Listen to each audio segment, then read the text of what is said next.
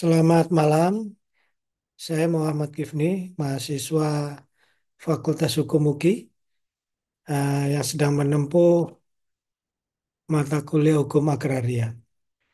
Pada kesempatan ini saya akan menyampaikan salah satu bentuk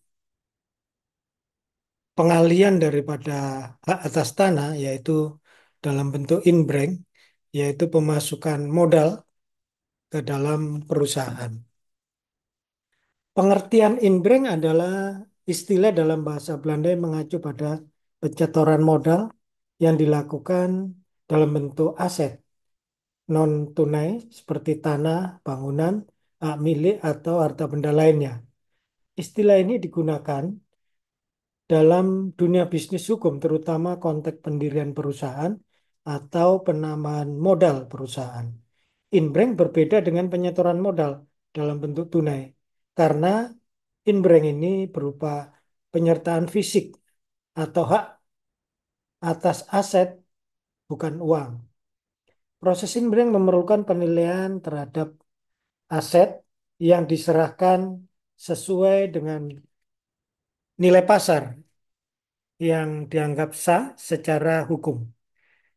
Jenis aset yang disetor melalui inbrank, aset bisa disertakan dalam bentuk inbrank yang sangat beragam dan biasanya mencakup yaitu tanah dan bangunan, kemudian hak milik atas satuan rumah susun, ya, aset bergerak, kemudian goodwill, ya, semua itu jenis-jenis aset, ya, yang bisa disetorkan melalui inbrank.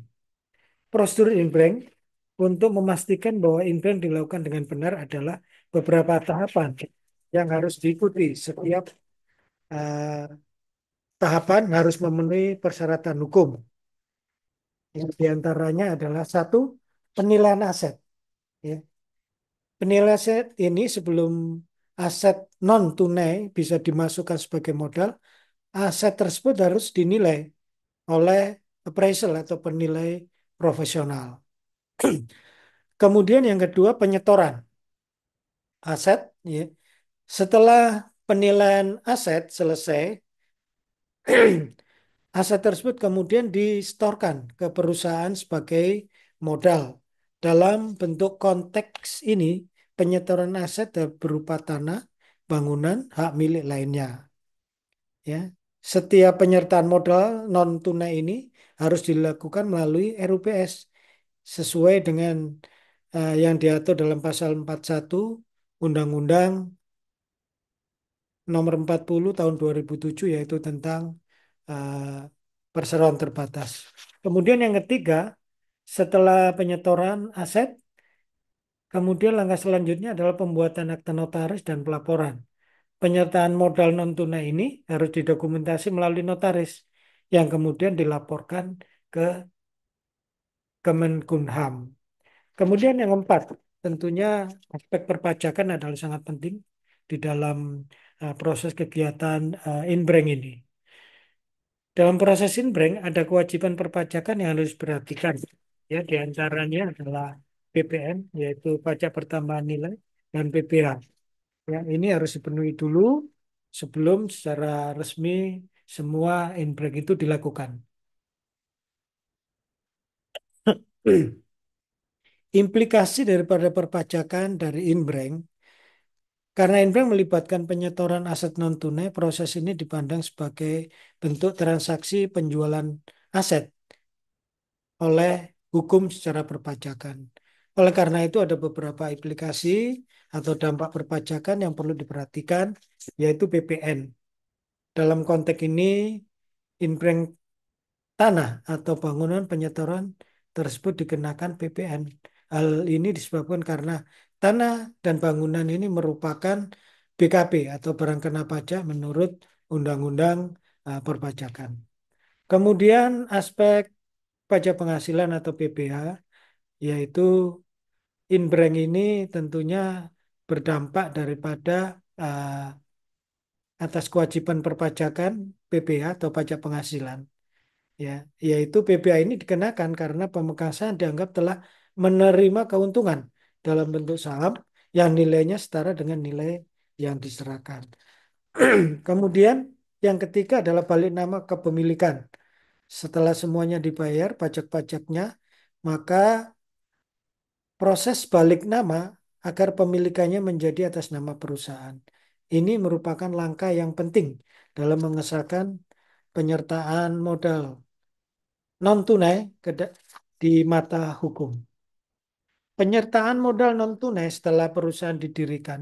Jika perusahaan modal non-tunai dilakukan secara eh, penyertaan modal dapat pada saat pendirian.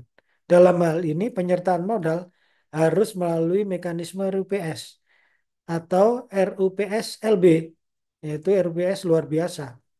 RS, RUPSLB ini dilakukan untuk menyetujui perubahan daripada modal perusahaan dan mencatat aset non-tunai yang disetor sebagai bagian dari modal modal perusahaan. Setelah RUPSLB dilakukan, perubahan modal tersebut harus dicatat melalui akta notaris dan dilaporkan ke Kemenhunam. Hal ini penting untuk memastikan bahwa perubahan modal diakui secara resmi oleh negara dan dicatat dalam sistem administrasi badan hukum. Jadi, berdasarkan suatu eh, penjelasan di atas, regulasi hukum yang mengatur inbrank ada beberapa peraturan yang mengatur inbrank tersebut di hukum yang berlaku di Indonesia, diantaranya adalah satu Undang-Undang Nomor 40 Tahun 2007, yaitu tentang proses eh, tentang perseroan terbatas atau UPT. Undang-undang ini mengatur tentang bagaimana penyertaan modal dilakukan dalam perusahaan terbatas, termasuk modal non-tunai. Dalam pasal 41 Undang-Undang PT diatur bahwa penambahan modal dalam bentuk aset non-tunai harus dilakukan melalui RUPS. Yang kedua, Undang-Undang Pokok Agraria atau UPA, undang untuk inbrank yang melibatkan tanah. UUPA mengatur prosedur dan mekanisme pengalian hak atas tanah dalam proses penyetoran modal perusahaan. Yang ketiga, Peraturan Menteri Agraria dan Tata Ruang. Peraturan ini memberikan pedoman tentang standar pelayanan dan pengaturan pertanahan, termasuk prosedur balik nama, hak atas tanah setelah dilakukan inbrank. Jadi kesimpulannya adalah inbrank adalah proses penyertaan modal dalam bentuk non-tunai seperti tanah, bangunan, atau aset lain yang dilakukan pemegang saham ke dalam perusahaan. Proses ini memiliki sejumlah tahapan penting, termasuk penilaian aset, penyetoran melalui RPS, dan pengurusan pajak. Selain itu, inbrank harus dilakukan sesuai dengan regulasi hukum yang berlaku agar sah secara hukum dan diakui oleh pemerintah. Inbrank memberikan fleksibilitas bagi pemegang saham yang ingin menyertakan asetnya sebagai modal perusahaan tanpa menyetor uang tunai, namun memerlukan kehati-hatian dalam pelaksanaan terutama perpajakan dan hukum.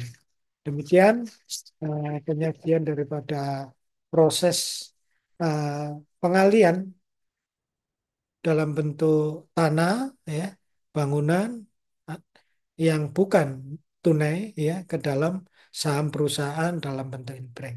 Terima kasih, selamat malam.